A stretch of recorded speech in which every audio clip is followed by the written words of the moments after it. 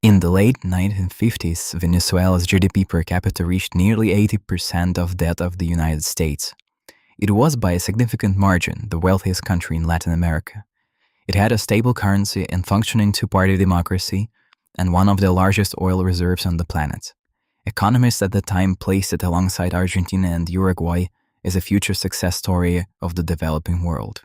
And yet, by 2016, Venezuela's GDP per capita had collapsed to less than 30% of the American level. The country was experiencing hyperinflation, mass emigration, and authoritarian rule. And in January 2026, the United States conducted a military operation on Venezuelan soil to physically remove the sitting president. How does a country go from being the richest democracy in its region to this? The answer is more complicated and more instructive than you might think. To understand Venezuela's rise and fall, we need to start at the very beginning. And the beginning is oil. In 1922, a well in the Maracaibo Basin blew out at 100,000 barrels per day. Within a few years, over 100 foreign companies were operating in the country, and by 1929, Venezuela was the world's second largest oil producer, behind only the United States. But all of this was happening under a dictatorship. Juan Vicente Gómez, who ruled from 1908 to 1935, opened Venezuela's oil fields to foreign companies in exchange for their political support. He modernized the state, paid off the national debt, and crushed all the political opposition. Oil made Venezuela rich, but it also made the state dependent on a single commodity and accountable to foreign firms rather than its own citizens. After Gómez, there was a brief democratic experiment between 1945 and 1984, the so-called Tremio Adeco, when the party Acción Democrática tried to implement social reforms and negotiate a fairer split of oil profits. But conservative forces, backed by elements of the military, overthrew that government in a coup. What followed was a decade of military dictatorship under Marcos Pérez Jiménez, who enriched himself and his allies while building highways and skyscrapers in Caracas. It was economic growth without political freedom, a pattern Venezuela would see again decades later. Then, in January 1958, Pérez Jiménez was overthrown in a popular uprising, and what came next was supposed to be the solution to all this. In October 1958, the leaders of Venezuela's three main non-communist parties, Acción Democrática, COPEI, and the Unión Republicana Democrática, signed the Puntofijo Pact. It was a remarkable agreement. Regardless of who won the elections, parties would share power, respect results, and collaborate to prevent any return to dictatorship. It was, in essence, an elite bargain designed to make democracy stick in a country that had never successfully sustained it. And for a while it worked. Venezuela became a model democracy in a continent plagued by military coups. Elections were held regularly. Power was transferred peacefully. The state used oil revenues to fund education, healthcare, and infrastructure. Per capita income rose steadily through the 1960s and into the 1970s. According to Medicine Project database, Venezuela's GDP per capita peaked at around 80% of the United States level by the end of the 1950s, and the country maintained relatively high income levels well into the 1970s. But this stability came at a cost. The Puntofijo system was a two-party duopoly. AD and COPEI alternated in power and distributed oil revenues through networks of patronage. And beneath the surface prosperity, Latin America's characteristic inequality persisted. As political economist Terry Carroll noted in her study The Paradox of Plenty, 1997, oil wealth was creating a rentier state, one that depended on commodity revenue rather than productive taxation, and that distributed benefits unevenly. The system held as long as oil prices held. The 1970s were Venezuela's golden years. The 1973 oil crisis tripled oil prices, and President Carlos Andrés Pérez nationalized the oil industry in 1976, creating PDVSA. The government launched an ambitious development program, La Gran Venezuela, aimed at building heavy industry and diversifying the economy through what economists call import substitution industrialization, or ISI. But here is where things went wrong. and the work of political economist Jonathan Dijon is crucial for understanding why. Dijon argued in From Windfall to Curse, 2009, that the early phase of ISI had worked reasonably well under Venezuela's centralized two-party system. But the shift to a more ambitious, big push heavy industrialization in the 1970s was incompatible with a political system that was becoming increasingly fragmented and clientelist. The state was spending massively, borrowing heavily, and failing to build the institutional capacity to manage the transition. Then the external conditions changed. Global oil supply surged in the early 1980s and prices dropped. Venezuela's oil exports fell from $19.3 billion in 1981 to roughly $13.5 billion by 1983, a 30% decline. At the same time, the broader Latin American debt crisis was erupting, and roughly $8 billion in capital fled the country. According to data from the Madison Project and the Central Bank of Venezuela, from 1978 to 1989, average annual GDP growth per capita was negative 2.6%, a remarkable economic collapse. On February 18, 1983, a date Venezuelans call Viernes Negro, or Black Friday, the government was forced to devalue the bolivar, the national currency of Venezuela, ending over 2 decades of exchange rate stability. Purchasing power dropped by 75% almost overnight. The psychological effect was devastating. Viernes Negro marks the moment when ordinary Venezuelans began to lose faith in the system. 6 years later, it broke. In 1989, President Carlos Andrés Pérez, the same man who had nationalized oil in the 1970s, was re-elected on promises to restore the old prosperity. Instead, within weeks of taking office, he accepted an IMF structural adjustment package, price liberalization, subsidy cuts, privatizations. Gasoline and public transport prices surged immediately.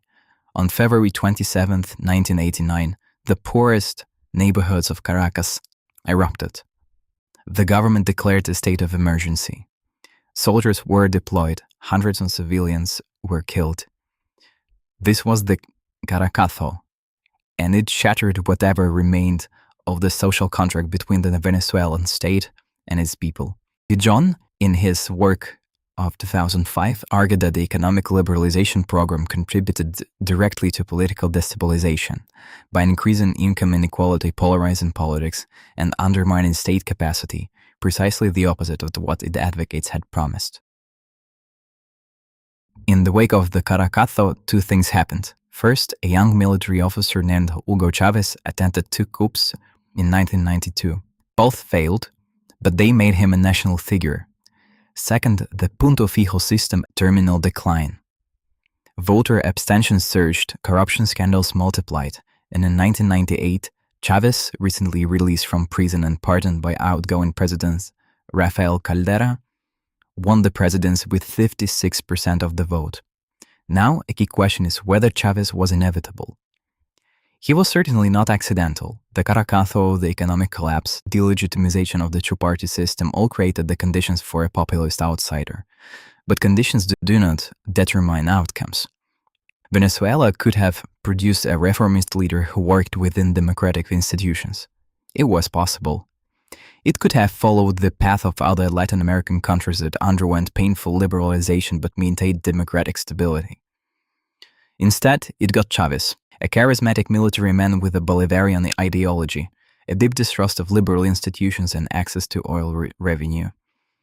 Chávez rewrote the constitution, expanded presidential powers, funded ambitious social programs, the so-called misiones, and built a loyal base among the poor.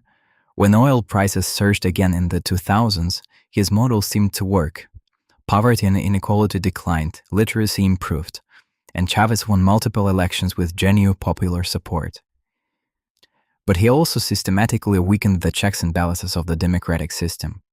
He packed the Supreme Court, harassed independent media, nationalized hundreds of private businesses, and eliminated presidential term limits. The political science literature, including scholars like Stephen Levitsky and Lucan Way, would later classify the Chávez-era system as a form of competitive authoritarianism. Elections still happened, opposition still existed, But the playing field was so uneven that genuine alternation in power, in the executive power at least, became increasingly unlikely. Venezuela under Chavez still had elections, but it was not a democracy anymore, as the state used its apparatus to make the opposition victory as hard as possible. Still, what came after was categorically different. Hugo Chávez died in March 2013. His chosen successor, Nicolás Maduro, inherited a system that was structurally dependent on high oil prices, and in mid-2014 global oil prices collapsed by more than 50%. The result was catastrophic. Without oil revenue, the government could no longer fund its social programs, import food and medicine, or buy political loyalty. GDP fell by an estimated 80%. Hyperinflation set in, reaching millions of percent by 2018. According to the United Nations, over 7 million Venezuelans fled the country, creating one of the largest displacement crises in the Western Hemisphere. Maduro's response was not reform, it was repression. When the opposition won a supermajority in the 2015 National Assembly elections, Maduro effectively neutralized the legislature. The 2018 presidential elections was widely condemned as neither free nor fair. Opposition leaders were jailed, exiled, or barred from running. Venezuela transitioned from competitive authoritarianism to something closer to outright dictatorship. In July 2024, the opposition candidate, Edmundo González, appears to have won the presidential elections by a wide margin, according to independent verification by the Carter Center, and opposition collected tally sheets covered 80% of precincts.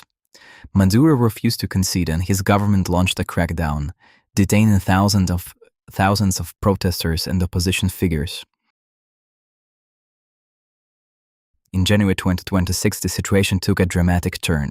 The United States conducted a military operation in Caracazo, capturing Maduro and transferring him to the United States to face charges including drug trafficking. An interim government under Delcy Rodriguez, a long-term Maduro ally, assumed power. The opposition remains fragmented, and as of now, no clear path to 3 elections has been established. So what does Venezuela's story tell us?